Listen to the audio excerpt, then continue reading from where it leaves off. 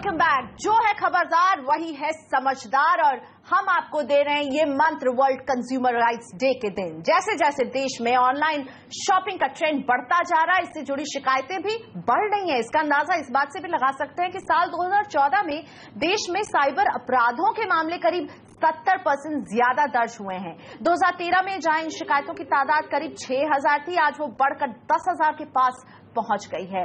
गौर करने वाली बात यह है कि ये औपचारिक शिकायतें हैं। ई कॉमर्स में कई बार जो दिखाया जाता है वो बेचा नहीं जाता है, यानी नकली सामान, झूठे ऑफर्स इस सेक्टर के हैं सिरदर्द।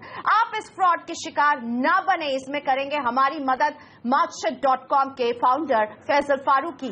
फैसल, ऑनलाइन शॉपिंग जितनी तेजी से बढ़ा है उतनी ही तेजी से शिकायतें भी बढ़ रही हैं। आप आज कंज्यूमर जो ऑनलाइन शॉपिंग करने जा रहा है उसे कैसे सावधान रहने के लिए कहेंगे, नकली सामान से कैसे बचे? Very good question.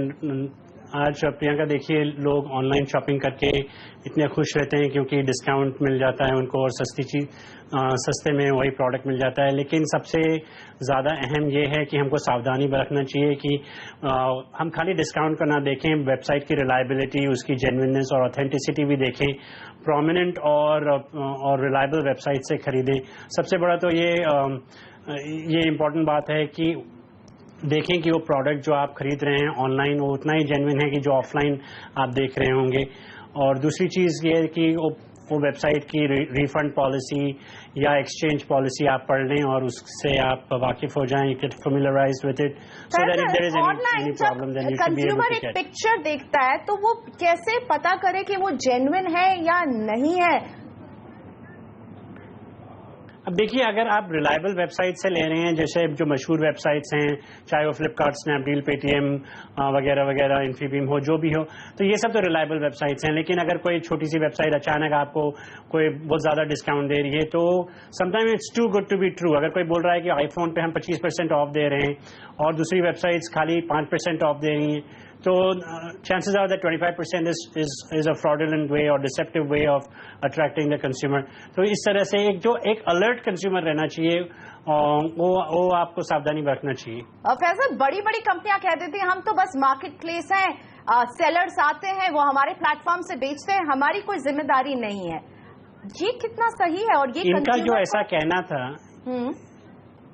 इस तरह की बड़ी कंपनीज जो कहती थी कि हमारी जिम्मेदारी नहीं होती है, अल्टीमेटली उन्होंने ये देख लिया कि कंज्यूमर उनको पनिश करते हैं, चाहे वो कंज्यूमर कंप्लेन फोरम्स पे जाके जैसे रिव्यूज वेबसाइट वगैरह पे लिख के उनकी अपनी कंप्लेन रिजॉल्व करा रहे हैं, या कुछ लोग तो कंज्यूमर कोर्ट में भी चले गए हैं। तो अल्टीमेटली ये कंपनीज को नुकसान हुआ है और उनके सेल्स में काफ़ी गिरावट हमने देखी है।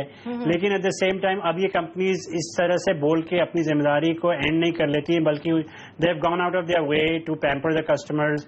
उन्होंने अपने मार्केट प्लेस जो सेलर्स हैं उनको काफ़ी स्ट्रिक्ट करके उनकी ऑथेंटिसिटी, उनकी प्रोडक्ट्स की वेरिफिकेशन वगैरह का इंस्टीट्यूशनलाइज्ड प्रोसेस कर दिया है। मैं ये पूछना चाहूंगी आपसे कि ई कॉमर्स में रेगुलेटरी मैकेनिज्म को और अहम भूमिका निभाना चाहिए, जो कि यहाँ से नदारद है। क्या किए जाने की जरूरत है ताकि कंज्यूमर ज्यादा सशक्त रहे, पावरफुल बना रहे? ई कॉमर्स इंडिया में बहुत तेजी से बढ़ रहा है और भी बढ़ेगा, ये तो अभी शुरुआत है। मुझे लगता है सारी e commerce companies, technology companies मिलके उनको एक सेल्फ रेगुलेशन करके एक code of conduct, code of ethics बनाना चाहिए, minimum level of service guarantee देना चाहिए, मैक्सिमम ट्रांसपेरेंसी देना चाहिए। पार्लियामेंट में भी एक बिल पेंडिंग है, कंज्यूमर प्रोटेक्शन एक्ट वगैरह के जो अमेंडमेंट्स हैं, लेकिन वो बिल जब डिबेट होगी, बनेगी, इम्प्लीमेंट होगी, तब तक हमको रुकना नहीं है, बल्कि ई कॉमर्स कंपनीज को अपने कंज्यूमर्स को पैम्पर करना चाहिए और अपनी मार्केटिंग बजट को कम करके अपने कस्टमर केयर प्राइस पॉइंट देकर नहीं, बल्कि उनकी बात सुनकर उनकी शिकायतों का निपटारा करके करना चाहिए।